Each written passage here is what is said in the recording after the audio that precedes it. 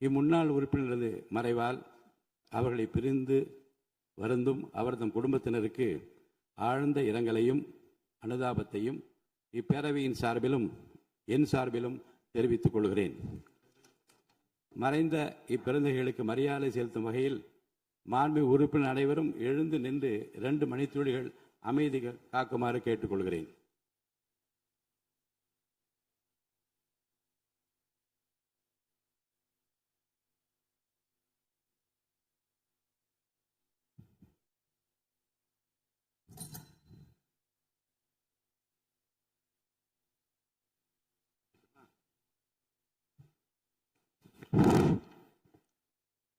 இரங்கல் தீர்மானங்கள். தோழர் திரு நல்லக்கண்ணு, இந்திய கம்யூனிஸ்ட் கட்சியின் முதுபெரும் தலைவர் அவர்கள் மறைவு குறித்து சுதந்திர போராட்ட வீரரும் இந்திய கம்யூனிஸ்ட் கட்சியின் முதுபெரும் தலைவருமான தோழர் திரு நல்லக்கண்ணு ஐயா அவர்கள் 25/2/2026 அன்று மறைவுற்ற செய்தி அறிந்து இப்பேரவை அதிர்ச்சியும் ஆற்றொணா துயரமும் கொள்கிறது. தோழர் திரு நல்லக்கண்ணு ஐயா அவர்கள் இளம் வயதிலேயே சுதந்திர போராட்டத்தில் ஈடுபட்டு சிறைவாசம் மேற்கொண்டவர். தமிழகத்தின் காந்தி என எல்லோராலும் போற்றப்படும் ஐயா நல்லக்கண்ணு அவர்கள் எளிமையிலும் நேர்மையிலும் மாண்புமிகு முன்னாள் அமைச்சர் கட்கன் அவர்களைப் போல எளிமையோடு வாழ்ந்தார் என்று மக்களால் போற்றப்படுபவர். விவசாய பெருமக்கள், தொழிலாளர் மற்றும் விளிம்பு நிலை மக்களின் அனைத்து தரப்பு மக்களின் நலனுக்காக தமது வாழ்நாளை அர்ப்பணித்தவர்.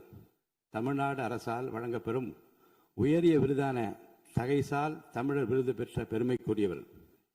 தமிழர் நலனிலும் தேசிய நலனிலும் தன் வாழ்நாள் முழுவதும் தன்னை அர்ப்பணித்துக் கொண்டு வாழ்ந்த பெருந்தகை அவர்கள். அன்னாரது மறைவால் அவரை இழந்து வாடும் அவர்தம் குடும்பத்தினருக்கும் இந்திய கம்யூனிஸ்ட் கட்சியை சார்ந்த அனைவருக்கும் இப்பேரவை தனது ஆழ்ந்த இரங்கலையும் அனுதாபத்தினையும் தெரிவித்துக் கொள்கிறது. திரு சி.கு. ராமசாமி, சட்டமன்ற பேரவை முன்னாள் செயலாளர் மறைவு குறித்து தமிழ்நாடு சட்டமன்ற பேரவை முன்னாள் செயலாளர் திரு சி.கு. ராமசாமி அவர்கள் 29/4/2026 அன்று மறைவுற்ற செய்தி அறிந்து இப்பேரவை அதிர்ச்சியும் ஆற்றொணா துயரமும் கொள்கிறது. தமிழ்நாடு சட்டமன்ற பேரவையின் செயலாளராக 85ஆம் ஆண்டு முதல் 90ஆம் ஆண்டு வரை சிறப்புற பணியாற்றிய திரு சி.கு. ராமசாமி அவர்கள் 1வது சட்டமன்றம் முதல் 9வது சட்டமன்றம் வரை பணியாற்றிய சிறப்பு கூறியவர். அவரது சேவையை பாராட்டி இப்பேரவை தீர்மானம் நிறைவேற்றியுள்ளது. அது நினைவு கூறத்தக்கது. சட்டமன்ற பேரவை, மேலவை ஆகிய இரு அவைகளிலும் 35 ஆண்டுகள் திறம்பட பணியாற்றியவர். சட்டமன்ற விதிகளையும் சட்டமன்ற பாராளுமன்ற மரபுகளையும் நன்கு அறிந்தவர். அன்னாரது மறைவால் அவரை இழந்து வாடும் அவர்தம் குடும்பத்தினர் உள்ளிட்ட அனைவருக்கும் இப்பேரவை தனது ஆழ்ந்த இரங்கலையும் அனுதாபத்தையும் தெரிவித்துக் கொள்கிறது. திரு ஆர்.பி. சௌத்ரி, பிரபல திரைப்பட தயாரிப்பாளர் அவர்கள் மறைவு குறித்து பிரபல திரைப்பட தயாரிப்பாளர் திரு ஆர்.பி. சௌத்ரி அவர்கள் 5/5/2026 அன்று மறைவுற்ற செய்தி அறிந்து இப்பேரவை அதிர்ச்சியும் ஆற்றொணா துயரமும் கொள்கிறது. தமிழ், தெலுங்கு, மலையாளம் உள்ளிட்ட பல்வேறு மொழிகளில் பல வெற்றி படங்களை தயாரித்து எண்ணற்ற கலைஞர்கள், இயக்குநர்கள் மற்றும் தொழில்நுட்ப கலைஞர்களின் வளர்ச்சிக்கு உறுதுணையாக இருந்த திரு ஆர்.பி. சௌத்ரி அவர்கள் திரைப்படத்துறையில் தனித்துவமான இடத்தை பெற்றவர். அன்னாரது மறைவால் அவரை இழந்து வாடும் அவரது குடும்பத்தினருக்கும் திரைப்படத்துறையினர் உள்ளிட்ட அனைவருக்கும் இப்பேரவை தனது ஆழ்ந்த இரங்கலையும் அனுதாபத்தினையும் தெரிவித்துக் கொள்கிறது.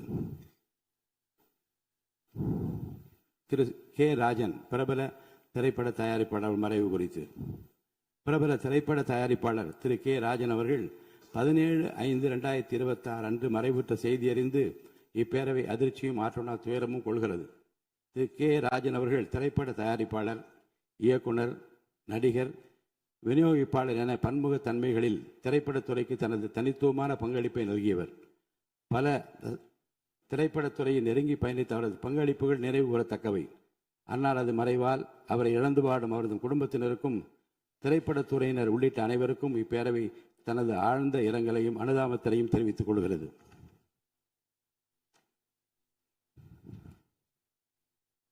திரு பாரதி ராஜா, பிரபல திரைப்பட இயக்குனர் அவர்கள் மறைவு குறித்து பிரபல திரைப்பட இயக்குனரும் தயாரிப்பாளரும் நடிகருமான திரு பாரதி ராஜா அவர்கள் 10/6/2026 அன்று மறைவுற்ற செய்தி அறிந்து இப்பேரவை அதிர்ச்சியும் ஆற்றுணா துயரமும் கொள்கிறது. என் இனிய தமிழ் மக்களே என்னும் காந்த குரலுக்கு சொந்தக்காரரான இயக்குனர் இமயம் என்று அனைவராலும் அன்போடு அழைக்கப்பெற்ற திரு பாரதி ராஜா அவர்கள் கிராமத்து பின்னணியின் வாழ்வியலை உயிரோட்டத்துடன் காட்சிப்படுத்தியவர். திறமையுள்ள எவரும் நடிகராக வரலாம் என திரைத்துறையின் வரலாற்றை மாற்றியவர். புதியவர்களையும் திறமையுள்ளவர்களையும் ஊக்குவித்து பல இளம் தலைமுறை இயக்குநர்கள், நடிகர்கள், திரைப்பட வல்லுநர்களை உருவாக்கி தமிழ் திரைத்துறையில் சுமார் 1/2 நூற்றாண்டு காலம் கோலோச்சியவர்.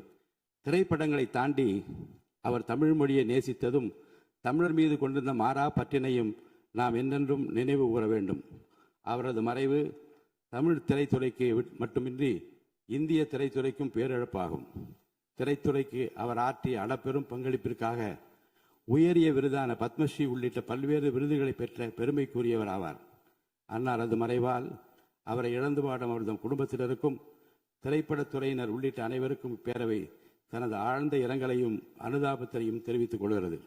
இந்த இரங்கல் தீர்மானங்களை நிறைவேற்றும் முகத்தாலும் மறைந்த இப்பெருந்தைகளுக்கு மரியாதை செலுத்தும் வகையிலும் மாண்பு உறுப்பினர் அனைவரும் எழுந்து நின்று 2 மணித்துளிகள் அமைதி காக்குமாறு கேட்டுக்கொள்கிறேன்.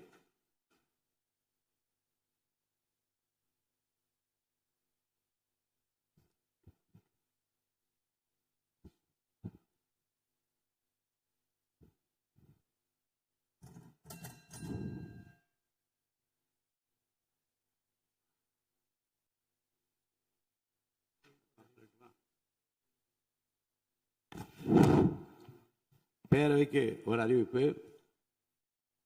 தமிழ்நாடு சட்டமன்ற பேரவை விதி 9(1) கீழ்காணும் உறுப்பினர்களை இப்பேரவையின் முதலாவது கூட்டத்தொடருக்கான மாற்றுத் தலைவர்களாக நியமனம் செய்கிறேன். திரு ரா. விஜய் சரவணன், மாண்புமிகு உறுப்பினர் திரு ரா. விஜய் சரவணன், மாண்புமிகு உறுப்பினர் திருமதி வா. சத்யபாமா, மாண்புமிகு உறுப்பினர் திரு மதார் பதருதீன் அவர்கள், மாண்புமிகு உறுப்பினர் திரு காதர் பாட்ஷா முத்துராமலிங்கம் அவர்கள், மாண்புமிகு உறுப்பினர் திரு நா. தளவாய் சுந்தரம் அவர்கள், மாண்புமிகு உறுப்பினர் முனைவர் திருமதி தாரகை கத்பட் அவர்கள்.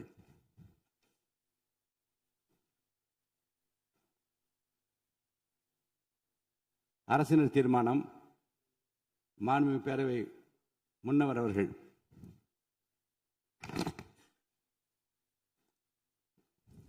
மாண்புமிகு பேரவைத் தலைவர் அவர்களே, சட்டப்பேரவை விதி 13 கீழ் ஆளுநர் பேரவைக்கு நன்றி தெரிவிக்கும் தீர்மானத்தின் மீதான விவாதத்தை தள்ளி வைத்து இன்று முன்மொழிய பெறும் அரசின் தனி தீர்மானத்தை விவாதத்திற்கு எடுத்துக்கொள்ள பெற வேண்டும் எனும் தீர்மானத்தை மொழிகிறேன். மாண்புமிகு பேரவை முன்னவர் அவர்களின் தீர்மானம் பேரவையின் முடிவு விடப்படுகிறது. ஏற்போர் ஆம் என்க, மறுப்போர் இல்லை என்க. ஏற்போரை அதிகம் என்று கருதுகிறேன். ஏற்போரை அதிகம். தீர்மானம் நிறைவேறியது. அரசினர் தனி தீர்மானம். மாண்புமிகு முதலமைச்சர் அவர்கள்.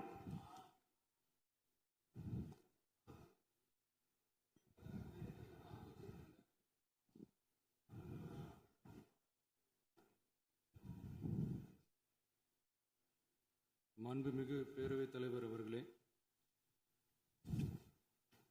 அரசியலே மக்களுக்கானது தான். அதே மாதிரி அரசியல் கட்சினாலே அது மக்களுக்காகத்தான். அது எல்லா அரசியல் கட்சிகளுக்கும் பொருந்தும். கொள்கையில நிலைப்பாட்டில் வேணும்னா வேறுபாடு இருக்கலாம். ஆனால் மக்களுக்கான பிரச்சனைனா எல்லா அரசியல் கட்சிகளுமே மக்கள் பக்கம்தான் நிற்கும். நாங்களும் அப்படித்தான். மனசாட்சி உள்ள மக்களாட்சியாகவே இருக்கவே எங்கள் ஒரே விருப்பம்.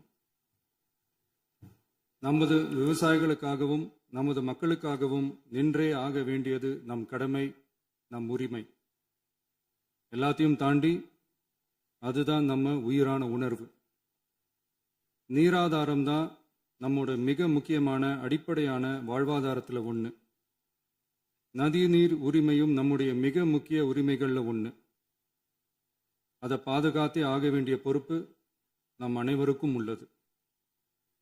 அந்த உணர்வோட அடிப்படையில் ஒரு தீர்மானத்தை நமது மாமன்ற உறுப்பினர்கள் அனைவரின் ஒப்புதலுக்காகவும் கொண்டு வர இருக்கிறோம். கட்சி வேறுபாடுகளை ஒதுக்கி வைத்துவிட்டு யாரும் யாரையும் குறை சொல்லாமல் ஒட்டுமொத்த தமிழ்நாட்டிற்காக நாம் அனைவரும் ஓரணியில் நிற்பவர்கள் என்பதை நிரூபிக்க வேண்டுமாறு அனைத்து சட்டமன்ற கட்சிகளின் அனைத்து உறுப்பினர்களையும் கேட்டுக்கொள்கிறோம். நம்முடைய சொந்தங்களான விவசாயிகளுக்காகவும் தமிழக மக்களுக்காகவும் கொண்டு வரப்படும் இத்தீர்மானத்திற்கு உங்கள் அனைவரின் ஆதரவையும் வேண்டுகிறோம். ஒருமித்த கருத்தோடு இதை நீங்கள் அனைவரும் நிறைவேற்றி தர வேண்டும் என அன்போடு கேட்டுக்கொண்டு இந்த தீர்மானத்தை படிக்கிறேன். தீர்மானம்: காவிரி நடுவர் மன்றம்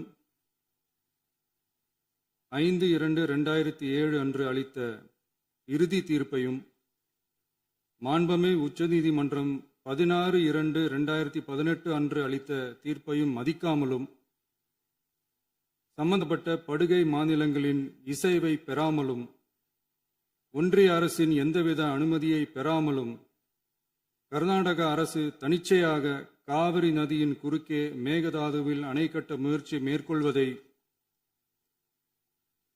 எந்த வகையிலும் ஏற்றுக்கொள்ள முடியாது என்பதால் கர்நாடக அரசின் இச்செயலுக்கு தனது கடும் எதிர்ப்பை இப்பேரவை தெரிவித்துக் கொள்கிறது.